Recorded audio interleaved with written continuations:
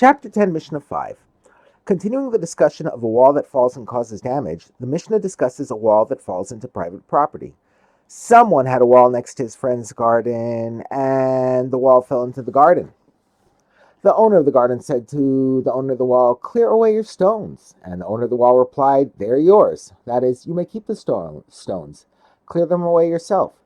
The owner of the garden does not want the stones. We do not listen to the owner of the wall. That is, the stones remain his, and since they are causing damage, he is obligated to remove them. In the next case, the owner of the garden agreed to accept the stones and cleared them away. The owner of the wall then changed his mind. If, however, the owner of the garden accepted the stones and cleared them away, the owner of the wall said to him, "Here are your expenses for clearing away the stones, and I will take back my stones." We do not listen to him. That is, the owner of the garden may keep the stones. Since the owner of the garden already acquired the stones as his own, the owner of the wall no longer has any right to them. The Mishnah discusses an unrelated case with a similar ruling. Someone hired a worker to work for him gathering straw and stubble. After completing the job, the worker said to the employer, "Give me my wages." And the employer said to him, "Take what you did, i.e. the straw that you gathered, as your wages." If the worker does not want to be paid with straw, we do not listen to the employer, and he must give the worker cash, since a worker has the right to be paid with money and not with goods. However, if the worker accepted the straw as payment, and the employer then changed his mind and said to him, "Here are your wages in cash, and I will take back my straw," we do not listen to the employer, and the worker may keep the straw. Since the worker has acquired the straw as his own, the employer no longer has any right to it. Having discussed in the previous Mishnah a wall that fell and caused damage in a public domain, the Mishnah focuses on other items that can cause damage in a public domain.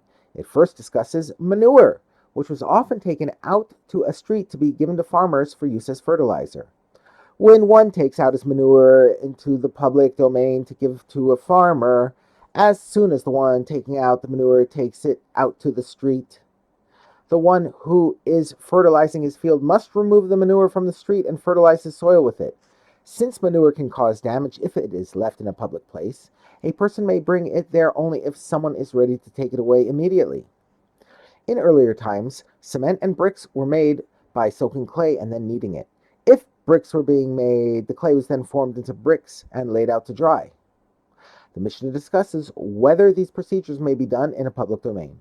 One may not soak clay in a public domain in order to make cement or bricks, and one may not make bricks in a public domain because these procedures take a long time, and if they are done in a public area, they will likely cause damage to passerby.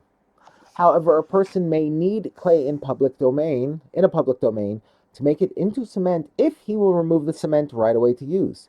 But he may not need clay in a public domain in order to make bricks, because for this the clay must be kneaded for a long time, and may cause damage to passerby. The Mishnah now discusses a person who is building a structure at the edge of his property, right next to a public domain. It teaches whether he may bring building materials through the public domain.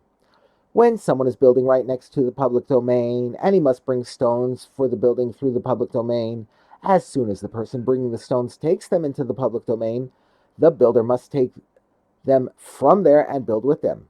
The one bringing the stones may not leave them in a public place for the builder to pick up later, since passerby might trip over them. The Mishnah adds, and if the stones caused damage during the short time they were in the public domain, the owner must pay for the damage. Although he is permitted to bring the stones into the public domain in this manner, he must still make sure that they do not cause damage, and he is responsible if they do. The next Tana holds that when doing construction, a person may keep materials in the public domain. Rabban Shimon ben Gamliel says, one may even prepare in the public domain for his construction work for 30 days before he begins the work. The sages allowed a person to store his building materials in the public domain for up to 30 days before he begins to build. Moreover, even if the materials cause damage during that time, he does not have to pay for it.